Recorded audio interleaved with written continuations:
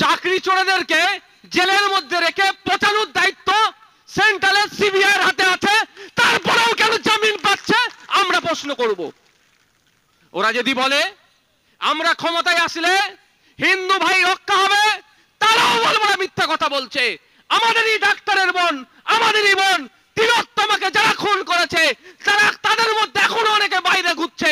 দায়িত্ব ছিল সিবিআই এর, যারা যারা খুনি তাদেরকে ধরে জেলের মধ্যে রাখা, সেটাও এই শুভেন্দু অধিকারীদের সিবিআই পারেনি। শুধু সংখ্যার জোর দেখিয়ে এটাকে অসাংবিধানিক বা অবৈধ ঘোষণা করছে। এর বিরুদ্ধে আমাদের লড়াই, এটা মাথায় রাখবেন আপনাদের। এই ওয়াকফটা নিয়ে হিন্দু মুসলমানের লড়াই নয়, এটা হিন্দু মুসলমানের লড়াই লাগিয়ে দেওয়ার চেষ্টা হচ্ছে। এটা সংবিধানকে বাঁচানোর লড়াই। যেই সংবিধানে ইকুয়ালিটির কথা বলেছে, যেই সংবিধান ধর্ম, বর্ণ, জাত, লিঙ্গ দেখে পৃথকভাবে কারোর সাথে আচরণ করার না করার বার্তা দিয়েছে, তাকে ভায়োলেট করা হচ্ছে। সেকে বাঁচানোর জন্য সংবিধানের 14, 15, 25, 26, 29 এই ধরনের ধারাগুলোকে সরাসরি ভাবে আঘাত দিচ্ছে এই সংশোধনীর মাধ্যমে। তাই আমরা ধর্মপ্রাণ মানুষেরা, তাই আমরা দেশের নাগরিকরা এবং সংবিধান প্রেমী মানুষেরা সংবিধানকে বাঁচানোর জন্য, যেই সংবিধানকে পাওয়ার জন্য আশফাকুল্লাহ থেকে শুরু করে, ক্ষুদিরাম থেকে শুরু করে, বিনয় বাদল থেকে শুরু করে, পরিপুরের পীর আবু বকর থেকে শুরু করে লাখো লাখো বীর যোদ্ধারা দেশের জন্য জীবন উৎসর্গ করেছে, সেই সংবিধানের উপরে আজকে বিজেপি যে আচর দিতে এসছে, সেই আচরের হাত থেকে সংবিধানকে আমাদের বাঁচাতে হবে। বিজেপির কাছে কোনো ইস্যু নাই যে ইস্যুটাকে সামনে রেখে 2026 সালে নির্বাচনে তারা লড়াই করবে। কারণ ওরা যদি বলে যারা চাকরি চুরি করেছে আমাদেরকে ক্ষমতায় নিয়ে আসো, তাদেরকে জেলে দেব, তাহলে বলে পাক্কা মিথ্যা কথা বলছে। কারণ চাকরি চোরেদেরকে জেলের মধ্যে রেখে পচানোর দায়িত্ব সেন্ট্রালের সিবিআই এর হাতে আছে, তারপরেও কেন জামিন পাচ্ছে আমরা প্রশ্ন করব। ওরা যদি বলে আমরা ক্ষমতায় আসলে হিন্দু ভাই রক্ষা হবে, তারাও বলবো না মিথ্যা কথা বলছে। আমাদেরই ডাক্তারের বোন, আমাদেরই বোন তিলোত্তমাকে যারা খুন করেছে তাদের মধ্যে এখনো অনেকে বাইরে ঘুরছে। দায়িত্ব ছিল সিবিআই এর, যারা যারা খুনি তাদেরকে ধরে জেলের মধ্যে রাখা, সেটাও এই শুভেন্দু অধিকারীদের সিবিআই পারেনি, ব্যর্থ হয়েছে। তাহলে আছে কি? হিন্দু মুসলমান। এই টোপটা খুব ভালো খায়, এই টোপটা না মারাত্মক টোপ। দেখবেন যারা মাছ টাছ ধরতে যায় সব টোপ ফেল করে দিলে ভাষাই ফেলে, তাই না? ওটা একদম শেষে রাখে, ভাষাই ফেলবে তখন বলে এই টোপেই কাজ হবে। তো এ হচ্ছে টোপটা, হচ্ছে হিন্দু মুসলমান টোপটা, মারাত্মক টোপ, সেটা এখন কাজে লাগাবে। এখন 2026 সালের ভোটের ইস্যু হচ্ছে এটাই। আমার হিন্দু ভাইদেরকে গিয়ে কি বলছে, ওয়াকফ বোর্ড এত ভয়ঙ্কর জায়গা জিনিস, যদি তুলসীতলায় এসে বলে এই তুলসীতলাটা ওয়াকফ বোর্ডের, সেটা ওয়াকফের হয়ে যাবে। যদি তোমার মন্দিরটাকে বলে ওটা ওয়াকফের হয়ে যাবে, ওয়াকফের। তোমার বাড়িটাকে যদি বলে ওয়াকফের, ওটা ওয়াকফের হয়ে যাবে। এই বলে হিন্দু ভাইদের মনের মধ্যে মুসলমানদের প্রতি একটা অবিশ্বাসের বাতাবরণ তৈরি করার চেষ্টা করছে। অ্যাকচুয়াল কি এই ধরনের কোনো আইন আছে মনে হয়? ভারতবর্ষে এই ধরনের কোনো আইন নাই যে আইনে কারো জায়গায় গিয়ে দাঁড়িয়ে গেলে বলে যাবে নাকি তার। আরে ওটা তো ছাড়ুন, ওয়াকফ বোর্ড তো ছাড়ুন, আপনারা বলুন আপনাদের বারাসাতের ওপরে ন্যাশনাল হাইওয়ে এক্সটেনশন হচ্ছে না, প্রশস্তিকরণ হচ্ছে না রাস্তার? ভারত সরকারের ওটা আন্ডারে, ন্যাশনাল হাইওয়ে অথরিটি অফ ইন্ডিয়ার আন্ডারে ওটা। নীতিন গাডকারি জি ওর কেন্দ্রীয় মন্ত্রী, তারপরেও যে এক্সট্রা জায়গার প্রয়োজন হচ্ছে সেই জায়গাগুলোর জন্য কি করতে হচ্ছে, জায়গার মালিককে নোটিশ করতে হচ্ছে এবং তার 2-3 গুণ বেশি টাকা দিয়ে তারপরে জায়গাটা নিতে হচ্ছে, তাই তো? নতুন রেল লাইন করতে গেলে ভারতবর্ষের রেল হবে, আপনি আমার জায়গার উপরে রেল নিয়ে চলে যেতে পারবে উইদাউট আমার এনি কনসার্নে? আমাকে নোটিশ করতে হবে, আমাকে ক্ষতিপূরণ দিতে হবে, তাহলে আমি আমার জায়গার উপর দিয়ে রেল নিয়ে যেতে দেব। এই আইন দেশের কাজের জন্য লাগছে, তারপরেও তাহলে বলুন ওয়াকফ বোর্ডের এতটা ক্ষমতা আছে আপনার জায়গায় দাঁড়াবে আর আপনাকে বলে দেবে ওটা ওয়াকফের জায়গা? এটা সম্পূর্ণরূপে মিথ্যাচার করছে। মিথ্যাচার করে হিন্দু মুসলিমের ঐক্যের মধ্যে বিভেদ লাগানোর চেষ্টা করছে। আমি আপনাদের উদাহরণ দিলে বুঝতে পারবেন যে ওয়াকফ বোর্ডের কতটা ক্ষমতা আছে। আর কতটুকু ক্ষমতা, কতটা আছে বা কতটুকু আছে জানতে পারবেন। এই মুহূর্তে 2022 সালে আমরা একটা আরটিআই করেছিলাম। সে আরটিআই এর রিপোর্ট অনুযায়ী পশ্চিমবাংলায় ৭৬,০০০ বিঘা, কম করে ৭৬,০০০ বিঘা ওয়াকফ সম্পত্তি বেহাত হয়ে আছে। অর্থাৎ ওয়াকফ বোর্ডের নিজস্ব সম্পত্তি কত? ৭৬,০০০ বিঘা, সেটা উদ্ধার করতে পারেনি। উদ্ধারের জন্য ওয়াকফ ট্রাইব্যুনালকে গিয়ে বলছে, মাই লর্ড, আমার বারাসাতে আমার ওখানে ওই 10 কাঠা ওয়াকফ জায়গা আছে, তো বেদখল হয়ে আছে, যাতে উদ্ধার করতে পারি, একটু অর্ডার করে দাও না। ওয়াকফ ট্রাইব্যুনালে হচ্ছে না, কলকাতা হাইকোর্টে যে বলছে, মাই লর্ড, আমাকে আমার জায়গাটা যাতে উদ্ধার করতে পারি, ওয়াকফ বোর্ড বলছে কোর্টকে তার অর্ডার করো। তা না হচ্ছে তখন সুপ্রিম কোর্টে চলে যাচ্ছে। নিজের যদি এত পাওয়ার, নওশাদ সিদ্দিকীর এত পাওয়ার, যার জায়গার সামনে দাঁড়িয়ে যাব সেটাই নাকি আমার হয়ে যাবে, তাহলে আমি আমার অলরেডি ৭৬,০০০ বিঘা সম্পত্তি উদ্ধার করতে পারলাম না, রাম কাকার, শ্যাম কাকার জায়গাকে আমি যে দখল করে নেব? বুঝতে পারছেন না কি বলছি? আমারটার জন্য আমি কান্নাকাটি করছি, আমারটার জন্য বারবার আমি কোর্টে ছুটছি, আমার ৭৬,০০০ বিঘা সম্পত্তি আমি পাচ্ছি না। এটা সম্পূর্ণরূপে বিজেপি হিন্দু মুসলমানের মধ্যে ঐক্যের, যেটা আমাদের ঐক্য আছে, বিনষ্ট করার জন্যই এই ধরনের মিসলিড করছে, মিসগাইড করছে আমাদের। তাহলে একটা জিনিস আপনাদের ক্লিয়ার হলো, আজকের পর থেকে যদি কেউ এই ধরনের কথা বলে, ওয়াকফ বোর্ড যেখানে দাঁড়ালে সেটাই নাকি ওয়াকফের হয়ে যাবে, তখন বলবেন তাই তোর কথাটাই ভাই বিশ্বাস করে নিলাম, তুই আগে আমার ৭৬,০০০ বিঘাটাকে উদ্ধার করে দে, তারপরে নাহলে তোর কথাটাকে আমি শুনবো। হবে তো ভাই? দ্বিতীয় হচ্ছে বিজেপি যে মিথ্যাচার করে, যে ওয়াকফ ট্রাইব্যুনাল নাকি ফাইনাল অথরিটি, ও নাকি যে অর্ডারটা দেবে সুপ্রিম কোর্টও কিছু করতে পারবে না, রাষ্ট্রপতিও কিছু করতে পারবে না, প্রধানমন্ত্রী তো দূরের কথা। ৫৬ কি ১৬ যদি ফেতে দিয়ে মাপার সময় হতো, একবার মেপে অন্তত দেখতাম। ৫৬ করছে তো। যাক, প্রধানমন্ত্রী, রাষ্ট্রপতি, সুপ্রিম কোর্টও নাকি কিছু পারবে না, যেটা ওয়াকফ ট্রাইব্যুনাল অর্ডার দিয়ে দেবে। মানে একটা জায়গা নিয়ে বিতর্ক হচ্ছে, রাম কাকা বলছে আমার, নওশাদ সিদ্দিকী বলছে আমার, ওয়াকফ বোর্ডও বলছে আমার। এক্ষেত্রে ওয়াকফ বোর্ড যদি রাম কাকার বলে দেয় এটা রাম কাকার, তাহলে প্রধানমন্ত্রীও পারবে না, আর অন্য কোনো বিচার হবে না, রাম কাকারই হয়ে গেল। ওয়াকফ বোর্ড, ওয়াকফ ট্রাইব্যুনাল যদি বলে দেয় ওয়াকফ বোর্ডেরই হয়ে গেল, আমি আর চ্যালেঞ্জ করতে নাকি পারবো না, বা আমার নামে যদি করে দেয় অন্য কেউ নাকি চ্যালেঞ্জ করতে পারবে না। সম্পূর্ণ এটা অসত্য কথা। কারণ এখানে আইনের বিশেষজ্ঞরা আছেন, যারা আইন নিয়ে দীর্ঘদিন ধরে আলোচনা করছেন, নাড়াঘাটা করছেন। এই আইনের বিশেষজ্ঞদেরকে জিজ্ঞাসা করুন, সংবিধানের আর্টিকেল 226 এ বলা হয়েছে, ট্রাইব্যুনালের কোন অর্ডার যদি, সহজ ভাষায় আমি বলছি, আইনের ভাষায় বলছি না, আপনার পছন্দ না হলে আপনি চলে যেতে পারেন হায়ার কোর্টে, হাইকোর্ট অথবা সুপ্রিম কোর্টে। তাহলে এই ক্ষেত্রে ওয়াকফ ট্রাইব্যুনালকে যারা মিথ্যাচার করছে, ওয়াকফ ট্রাইব্যুনাল নাকি ফাইনাল অথরিটি, এটা নাকি হাইয়েস্ট অথরিটি, এটা নাকি লাস্ট অথরিটি, এটা সম্পূর্ণরূপে মিথ্যা কথা বলছে। এবার আসা যাক, আমরা এই আইনের বিরোধিতা কেন করছি, শুনবেন তো নাকি ভাই? যদি বলেন শুনবো না, আমি বেঁচে যাব ভাই আজকে। তার আগে তাহলে আরেকটা কথা বলি। একটা ভুল বার্তা ছড়ানো হচ্ছে কিভাবে, যে মুসলমানদের ধর্মীয় সম্পত্তি রক্ষণাবেক্ষণের জন্য ওয়াকফ বোর্ড আছে, আমি হিন্দু, আমরা হিন্দু, আমাদের ধর্মীয় সম্পত্তি রক্ষণাবেক্ষণের জন্য কেন বোর্ড নাই, এই বলে একটা মিথ্যাচার করা হচ্ছে। এটা ১০০% মিথ্যা কথা। আমরা এটা উত্তর ২৪ পরগনা, উত্তর ২৪ পরগনা একটু এগিয়ে গেলে কোথায় পড়বে ওটা? দেগঙ্গা, বিখ্যাত যে মন্দির আছে চাকলা মন্দির। চাকলা মন্দিরের যে ধর্মীয় সম্পত্তি আছে সেটাকে কিভাবে রক্ষণাবেক্ষণ হবে তার জন্য আইন আছে। সারা ভারতবর্ষের ওয়াকফ সম্পত্তি কিভাবে রক্ষণাবেক্ষণ হবে, অর্থাৎ মাদ্রাসা, মসজিদ, ঈদগাহ, মাকবারা, যা কিছু আছে মুসলিম ধর্মীয় সম্পত্তি রক্ষণাবেক্ষণের জন্য একটাই আইন, সেটা হচ্ছে ওয়াকফ অ্যাক্ট। আর আমার হিন্দু ভাইদের ধর্মীয় সম্পত্তি রক্ষণাবেক্ষণের জন্য আলাদা আলাদা রাজ্যে আলাদা আলাদা করে আইন আছে।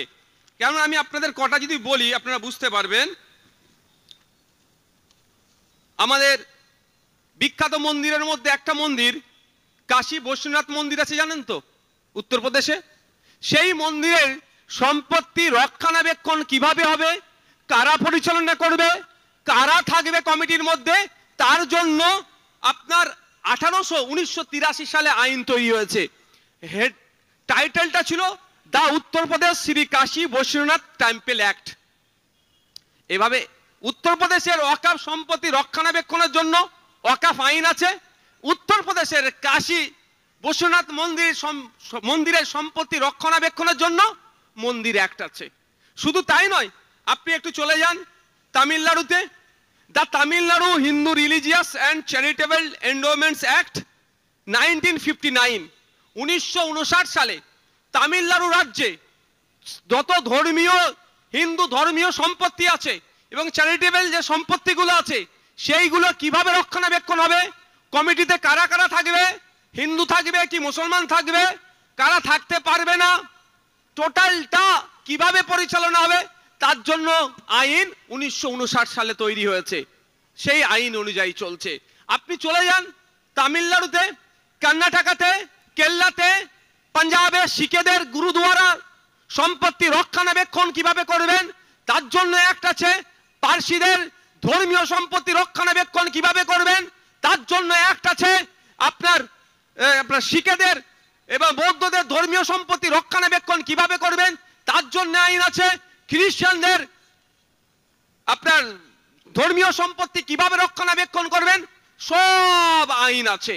ধর্মনিরপেক্ষ রাষ্ট্র, প্রত্যেকটা নাগরিকের তার ধর্মচারণের যেমন পূর্ণ স্বাধীনতা আছে, ধর্মীয় সম্পত্তি কিভাবে রক্ষণাবেক্ষণ করবে তার জন্য আইন আছে এবং তার সূত্রটা আর্টিকেল 26 এ দেওয়া আছে। আমি যদি ভুল বলি আমার আইনজীবী আছেন এখানে, তা আমাকে ধরিয়ে দেবেন। তাহলে এটা সবার ক্ষেত্রে আছে, কিন্তু মিসগাইড করা হচ্ছে হিন্দু মুসলমানের মধ্যে বিভেদ তৈরি করার জন্য। কি বলছে, মুসলমানদের ওয়াকফ আইন আছে, আমরা হিন্দু আমাদের কিছু নাই, সুতরাং ওয়াকফ আইন তুলে দেওয়া হোক। আরে হাওড়া বলছে কি শিয়ালদা বলছে, বললে তো হবে না, দেখে নিতে হবে তো। শুভেন্দু অধিকারীরা তাদের রাজনৈতিক ফায়দা নেওয়ার জন্য তো এই মিথ্যাচার করে যাবে, কিন্তু আমরা যারা দীর্ঘকাল ধরে একসাথে বসবাস করে আসিছি, জাত ধর্ম বর্ণ নির্বিশেষে একে অপরের বিপদে ঝাঁপিয়ে পড়েছি, একে অপরের পাশে দাঁড়িয়েছি, বিভিন্ন সময়ে সুখে দুঃখে আমরা শেয়ার করে নিয়েছি। কিছু রাজনৈতিক কারবারিরা রাজনৈতিক ক্ষমতা চরিতার্থের জন্য, রাজনৈতিক ক্ষমতা হাসিলের জন্য, কেউ ক্ষমতায় টিকে থাকার জন্য, তো কেউ ক্ষমতায় আসার জন্য আমাদের মধ্যে ধর্মীয় বিভাজন লাগানোর চেষ্টা করছে। সেইগুলোকে আমাদের চিহ্নিত করতে হবে, তাদের বিরুদ্ধে জাত ধর্ম বর্ণ নির্বিশেষে ঐক্যবদ্ধ হয়ে প্রতিবাদ সংগঠিত করতে হবে। বন্ধুগণ, এই বিষয়টা আপনাদের মাথায় রাখতে হবে। মুসলমানদের ধর্মীয় সম্পত্তি রক্ষণাবেক্ষণের জন্য ওয়াকফের আইন আছে, হিন্দু ভাইদের ধর্মীয় সম্পত্তি রক্ষণাবেক্ষণের জন্য কি আছে, মন্দিরের আইন আছে। খ্রিস্টানদের জন্য আছে, শিখেদের জন্য আছে, পার্সিদের জন্য আছে, সমস্ত ধর্মের মানুষের জন্য আলাদা আলাদা আইন আছে।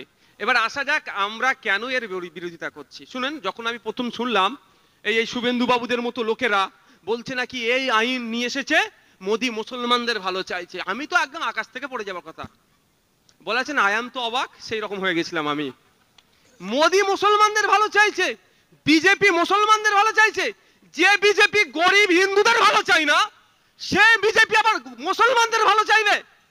মা একমাত্র বিজেপি পুঁজিপতিদের ভালো চায়, না আপনার পাড়ার রাম কাকার ভালো চাই, না আপনার পাড়ার রহিম কাকার ভালো চাই। যে গরিব এদের ভালো চাই না, পুঁজিপতিদের ভালো চাই। সেই বিজেপি মুসলমানদের ভালো চাইবে? ওই আইনটাকে আমি একটু পড়লাম, আইন তখন বিল ছিল, বিলটা পড়ে দেখি তো কি ব্যাপার, এরা কি বলছে। এমনি কিন্তু আমি খুব এই দিক থেকে বেশি পড়া ভালো লাগে না আমাকে, ফাঁকিবাজির দিকে আমি একটা উস্তাদ। একটু পড়লাম, পড়ে দেখলাম তো ভয়ঙ্কর ব্যাপার, পুরো হাতির খাওয়ার দাঁত আর দেখানোর দাঁতের মতো হয়ে গিয়েছে। দেখাচ্ছে, বলছে খুব ভালো করে মুসলমানদের ভালো হবে, মুসলমান মহিলাদের ভালো চাইছে, মুসলমান সমাজের মহিলাদের মধ্যে যারা আপনার ডিভোর্সি বা যারা বিধবা তাদের ভালো চাইছে, মুসলমান গরিবদের ভালো চাইছে, মুসলিম শিশুদের ভালো চাইছে। আমি তো অবাক হয়ে গেলাম, একটু পড়ে দেখলাম, আমি অবাক যে কি রে ভাই, ভালোর নাম করে কি লেভেলের মাছ দিচ্ছে। প্রথম থেকে একটু কয়েকটা পয়েন্ট আজকে বলবো, বলে বক্তব্য শেষ করব। প্রথম পয়েন্ট হচ্ছে, এতদিন পর্যন্ত ওয়াকাফের যে আইন ছিল প্রিন্সিপাল অ্যাক্ট 1995, ওটাকে আমরা প্রিন্সিপাল অ্যাক্ট হিসাবে ধরে চলি। ওই আইনের মধ্যে বলা ছিল ওয়াকাফ সম্পত্তি নিয়ে কেউ দুর্নীতি করলে তার 2 বছর পর্যন্ত জেল হবে। মোদি এসে মুসলমানদের ভালো চাইলো, ওয়াকাফ সম্পত্তি নাকি রক্ষা করতে চাইলো, সেই শাস্তির মেয়াদটা 1.5 বছর কমিয়ে দিয়ে 6 মাস দাঁড় করিয়ে দিল। এটা মুসলমানদের ভালো হলো?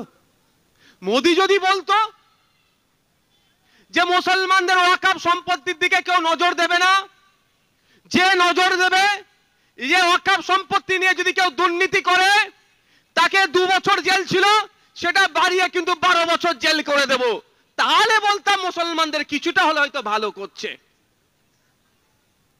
সেটা কিন্তু করেনি। আপনারা জানেন ওয়াকফ সম্পত্তি একাধিক ধরনের আছে, আমি দুটো টাইপ বলি, একটা ওয়াকফে আওলাদ, ওয়াকফে লিল্লাহ। ওয়াকফে আওলাদটা যে বংশ পরম্পরায় আপনার ছেলে তার ছেলে ওর থেকে যাতে ফায়দা নিতে পারে। আর ওয়াকফ সম্পত্তি 2 রকম ভাবে ম্যানেজমেন্ট হয়, একটা ডাইরেক্ট বোর্ড করে আর একটা মোতোয়াল্লিদের মাধ্যমে। তো যেটা মোতোয়াল্লিদের মাধ্যমে হয়, সেই সম্পত্তি থেকে যে রেভিনিউ আসে বছরের শেষে 7% ওয়াকফ বোর্ডে যায়। সারা ভারতবর্ষে 32টা ওয়াকফ বোর্ড আছে।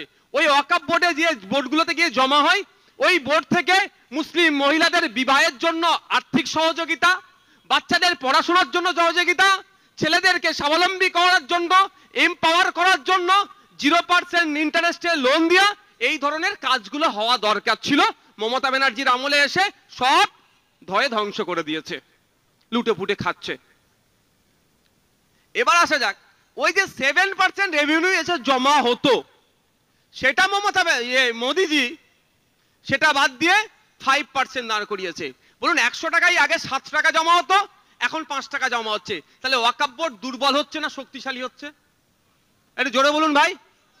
তাহলে মোদিজি যদি 7 টাকার পরিবর্তে 7%-এর পরিবর্তে 14%, 14% যদি বলতো যে আগে 7 টাকা জমা হতো ওয়াকফ বোর্ডে, এখন 14 টাকা জমা করতে হবে, তাহলে অন্তত বলতে পারতাম যে মোদিজি মুসলমানদের ছেলে মেয়েদের ভবিষ্যতের কথা ভেবে ওয়াকফ বোর্ডে বেশি করে টাকা আসুক, ওই টাকা দিয়ে মুসলিম গরিব ছেলে মেয়েদের পড়াশোনা, মহিলাদের বিবাহের জন্য বা আরো যে ওয়াকফ বোর্ডের যে ক্রাইটেরিয়া আছে, তা গাইডলাইন আছে, তার মাধ্যম দিয়ে কাজ করবে। সেটা করেনি। আমার আগের বক্তায় শামীমদা একটা কথা বলছিলেন, ওয়াকফ বাই ইউজার, এটা ভয়ঙ্কর একটা কথা। এখানে যারা আছেন আপনারা যারা আছেন, আপনাদের এলাকার লোকাল কবরস্থান যারা আছে, 100 বছরের পুরাতন কবরস্থান আছে নিশ্চিতভাবে, আছে তো? 100 বছরের ঈদগাহ আছে, 200 বছরের মসজিদ আছে না? কিভাবে আছে? কাগজ কিন্তু আপনি দেখাতে পারবেন না, আমি দায়িত্ব নিয়ে বলতে পারি, দেখাতে পারবেন না। কারণ ওয়াকফ বাই ইউজার, মৌখিক দান করেছে।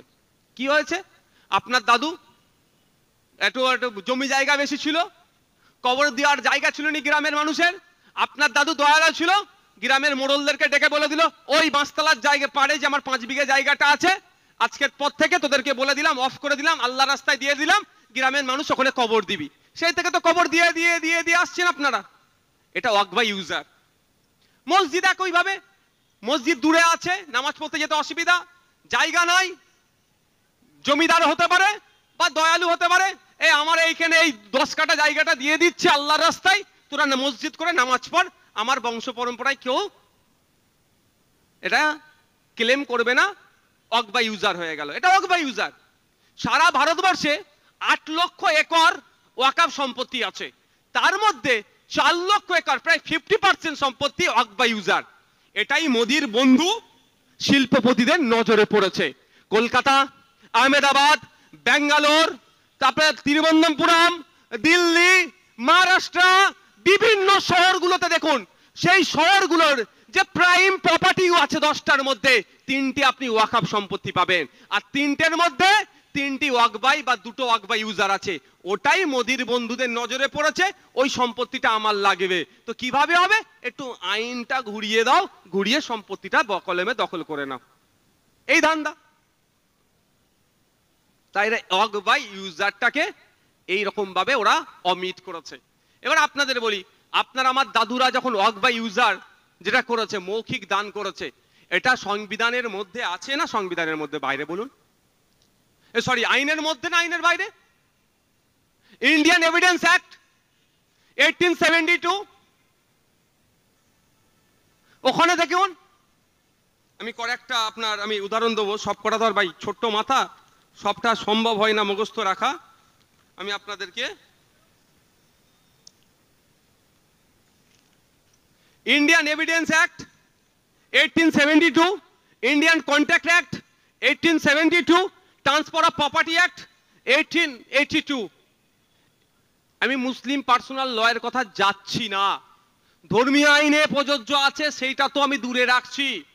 ধর্মীয় আইনটা, মুসলিম পার্সোনাল লটাও সংবিধান দ্বারা স্বীকৃত, তাও আমি ওটাকে দূরে রেখে বলছি, যেটা কমন যে আইন আছে সেই আইন দ্বারাও আপনার আমার পূর্বপুরুষেরা যে সম্পত্তিটা ওয়াকফ বা ইউজার তা মৌখিক দান করে গিয়েছে সেটা বৈধ।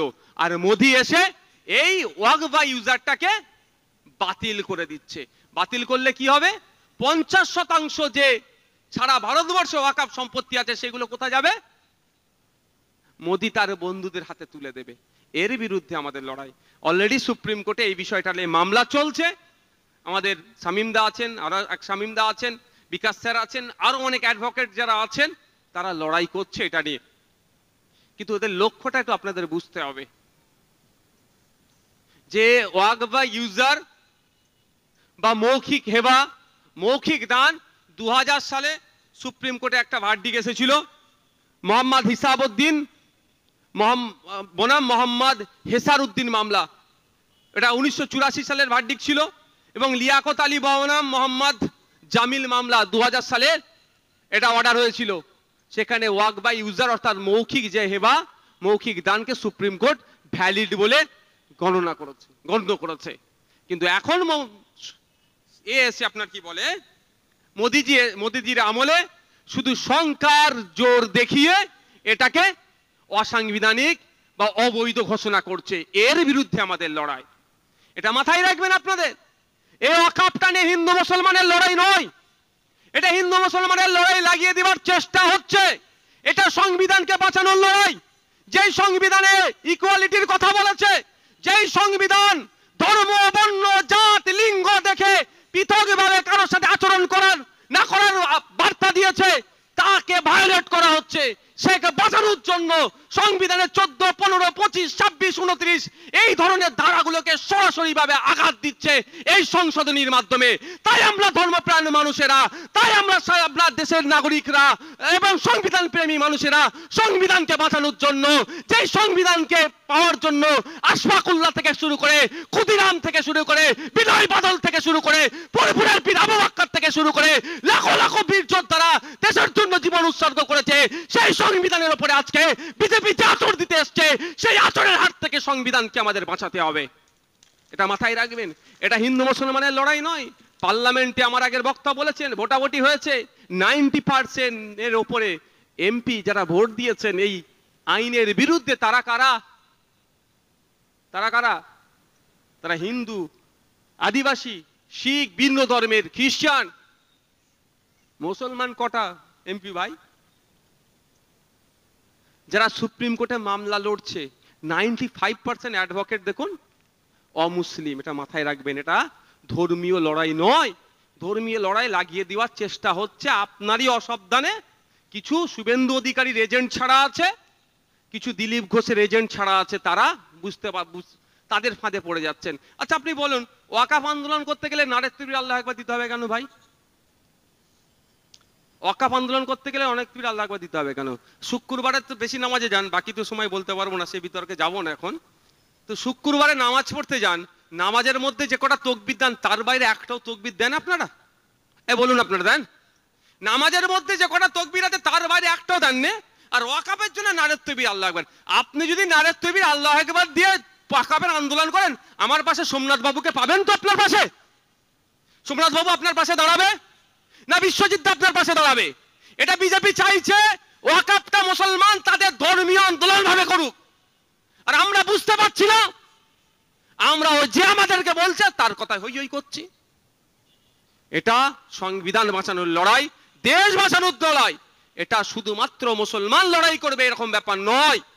ঠিক যেমন কৃষকরা তাদের আন্দোলন এমন ভাবে চালিয়েছিল, আন্দোলনের নেতৃত্ব ভাগে আব্দুল হান্নান সাহেব, আব্দুল হান্নান মোল্লা, রাকেশ টিকায়ত স্যার থেকে শুরু করে বিভিন্ন ধর্মের বর্ণের মানুষের মিলনে, কৃষকদের মিলনে বিজেপি সরকারকে হাঁটু গেড়ে বসতে বাধ্য করেছে। ঠিক একই ভাবে আমাদেরকে আন্দোলন সংগঠিত করতে হবে।